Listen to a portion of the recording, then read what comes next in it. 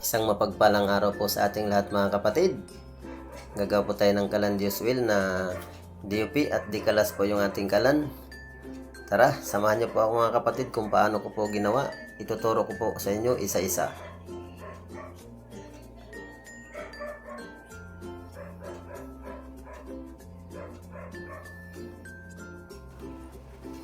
Ito po yung ating chamber, number 4 diameter po na inches yung ating chamber mga kapatid. Makapal po yung ating chamber. Magputol po tayo ng chamber, 4x4 po mga kapatid. Yung height niya ay 4x4 din po. Yung diameter ay 4 inches din po. Makapal po yung ating chamber mga kapatid. Isusunod naman po natin yung ating anti-layab para secure po yung ating kalan. Hindi po basta-basta lumiyab in case na umapaw yung ating tubig. Magguhit po tayo muna mga kapatid. Lagyan natin ng masking tape. Hiwa-hiwain lang po natin mga kapatid para sa pag-overlap ng ating chamber cover anti-layab. Ayan po.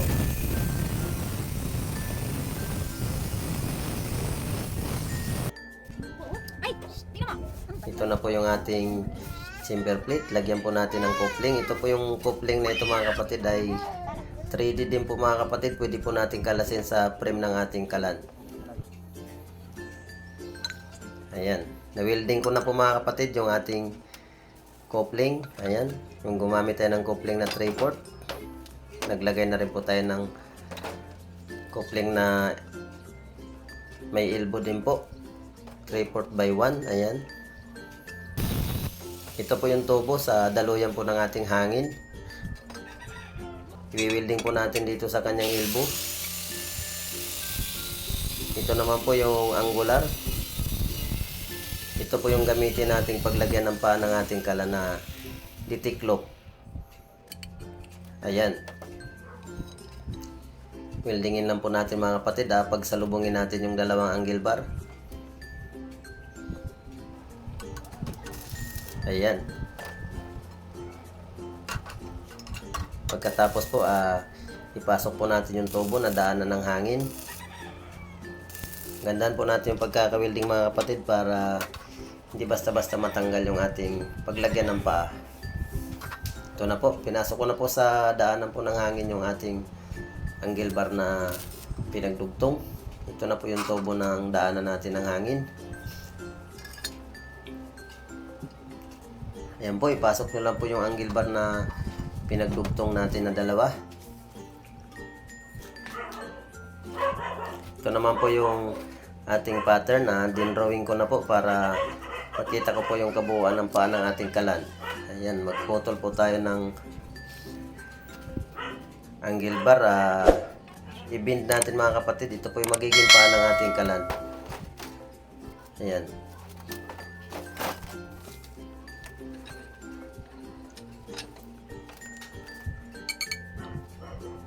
Ito na po, nakaputol na po tayo ng dalawang square bar. Ito po yung magiging paa ng ating kalan na ditiklop mga kapatid. Ayan.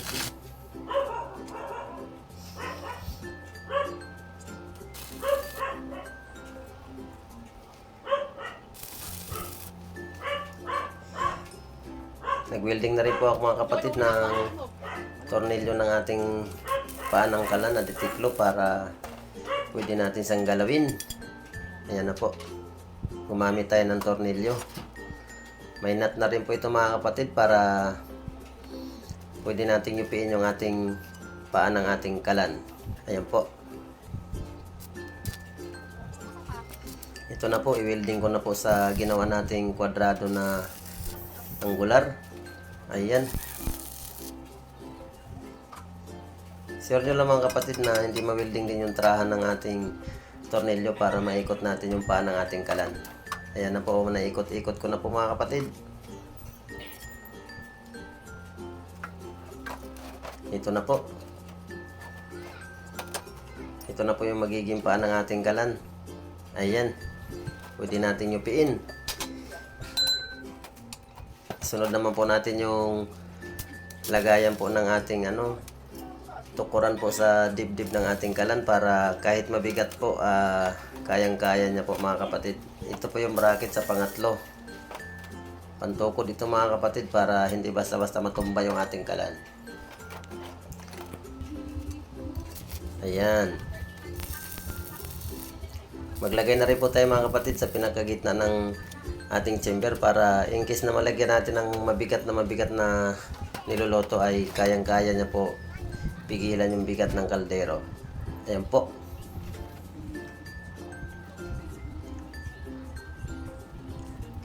Ito naman po yung flat washer. Lagyan po natin ng flat washer mga kapatid para hindi basta-basta malibing yung paa ng ating kalan. Ayan. Ayan na po, nalagyan ko na po ng flat washer yung kanyang paa. Ito naman po yung pinaka bracket po ng patungan ng kaldero mga kapatid. Ayan, nagbaluktot na rin po ako ng dalawa. Square bar din po mga kapatid yung ginamit po. Matibay po yung square bar na ginamit ko dahil solid po ito. Ayan. Ito po magiging plate ng ating paa ng ating kalan. Ayan. Nagputol rin po ako ng 3. Ayan, sukatin po muna natin yung kaldero mga kapatid para malaman natin na sakto lang po yung ating kaldero.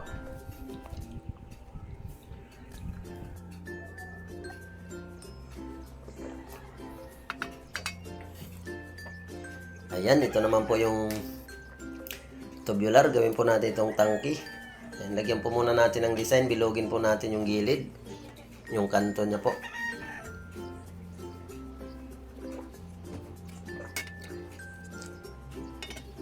Mas maganda po pag may design yung ating tangki para kaaya-aya po tingnan yung ating tangki. Ayan po. Katingin lang po natin yung ginuhit natin na pabilog. Para may kurba po yung ating tangke. May kasabihan po, pag bilog ay swerte po. Ayan. Ito naman po, swerte po kayo sa kalan na ito dahil napakatipid. Ayan, use oil po yung gamit natin kaya wala tayong pangamba sa panggatong. Napakatipid po natin sa panggatong. Lagyan ko na rin po ng takip.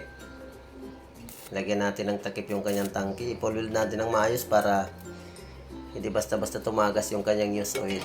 Ayan po.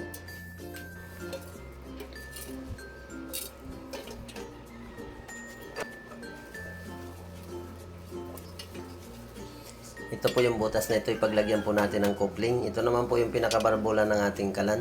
Dito po tutulo yung kanyang use oil. Ayan po. Unahin po muna natin i-welding yung kanyang coupling. Yung paglagyan po ng langis. Ayan, gitna nyo lang po yung kanyang coupling sa butas. Ito po yung lagayan ng ating use oil mga kapatid.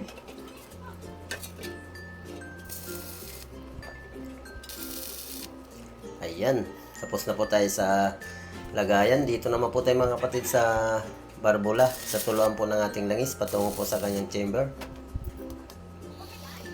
Ito na po. Ayan. Na-welding ko na po yung ating barbola.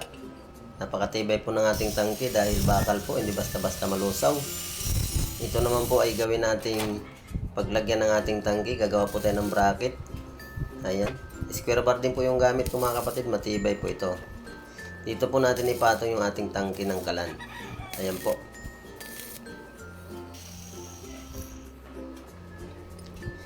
Ito naman po yung flat bar. Ilagyan ko na rin po ng tornilyo. Idikit po natin ito doon sa puwit ng tangke ng ating kalan para isakto lang po natin doon sa bakal. Ayan. Unahin po muna natin i-welding yung kabilang flat bar mga kapatid doon sa bracket ng ating kalan. Ang flat bar na ito mga kapatid may butas na rin po na dalawa. Hindi ko na po pinakita. I-welding natin ng maayos para hindi basta-basta mapiglas mga kapatid. Ito na po. Ito na po yung ating tangke. Na-welding ko na rin po yung tornilyo sa ating tangke para lagyan na lang natin ng nut para hindi na mahirap kalasin. Ito na po yung tubo. Ito po yung magiging daluyan ng ating use oil mga kapatid. Baluktutin lang po natin mga kapatid sa binder. Ayan po. Medyo matigas po kapatid dahil 1/2 na tubo yung ginamit ko. Ayan. Pero kaya naman po. Ganito lang po.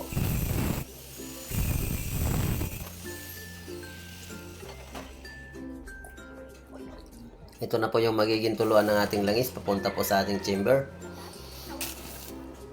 Ayan. Nilagyan ko na rin po ng imbudo yung ating tuluan para pasok na pasok yung ating used oil. Ayan po, hindi basta-basta matapon. Ayan po, isukat lang po natin. Ispat natin dun sa ating chamber. Yung sakto lang po para maayos. Ito naman po, nilagyan ko ng design yung ating patungan ng ating kaldero para hindi madulas. Guhit-guhitan nyo lang po mga kapatid. Napakadali lang po. Ayan. Ito na po yung kanyang apoy. Ayan, nakaluto na po tayo mga kapatid. Ito po yung kanyang tuluan. Ito po yung kanyang blower. Ayan, tinisting ko muna bago natin pinturahan para malaman natin kung okay ba yung apoy ng ating kalan. Ayan po. Ito na po yung kanyang apoy mga kapatid, kulay blue. Ayan, di basta-basta nakakaitim ng kaldero mga kapatid dahil kulay blue yung ating apoy. Hindi po ito nakakaitim. Ayan. Nakaluto na tayo. Kumulo na po mga kapatid. Isunod naman po natin magpakulo ng tubig. Ayan po.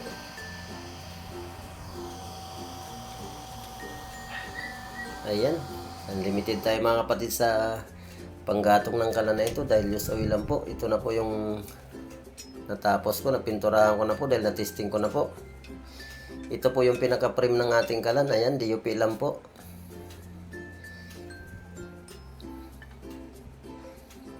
Ito naman yung ating chamber.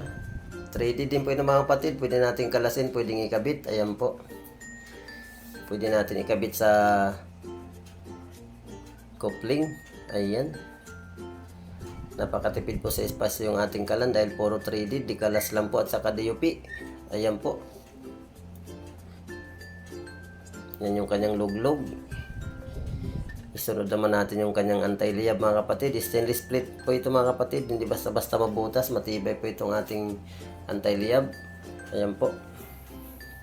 Isunod naman po natin yung ating pinaka-imbudo. 3D din po ito mga kapatid. Pwede natin kalasin. Pwede natin ikabit. Ayan po. Tipid po tayo sa espasyo na ito. Ito naman po yung kanyang tangke. Napinturahan ko na rin po mga kapatid. Ito po yung kanyang tornilyo. Ayan po. Ikabit ko na rin po doon sa bracket na nilagay ko kanina. Yung may butas na po at saka may tornilyo. Ayan. Napakadali lang po gamitin yung tangke na ito. Hindi kalas po yung ating tangke. Ito po yung ating blower ng kalan. Ayan. Malakas po yung ating blower mga kapatid dahil turbo po ito. Ayan.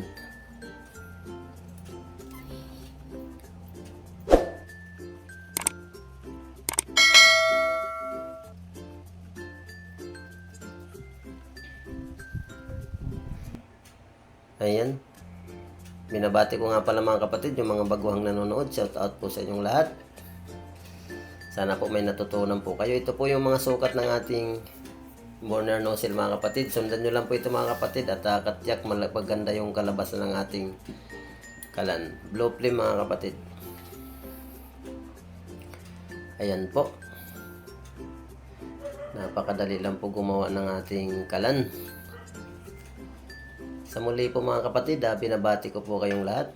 Sana po may natutunan po kayo. Alam ko mga kapatid, yung kaalaman na ito ay isang material na bagay lang po. Kailangan po natin ipamahagi sa ating mga kaibigan na kababayan na gustong gumawa ng kalandios oil, gustong makatipid. Ayan, sundan nyo lang po ito mga kapatid. Para makakagawa po kayo ng kalan na used oil. Ayan po. Ito na po yung ating barbula. Ayan. Ito po yung ating tuluan ng langis na tubo. Ayan po. Ayan. Sa muli po, maraming salamat. God bless, God bless, God bless. Mabuhay po kayong lahat. God bless.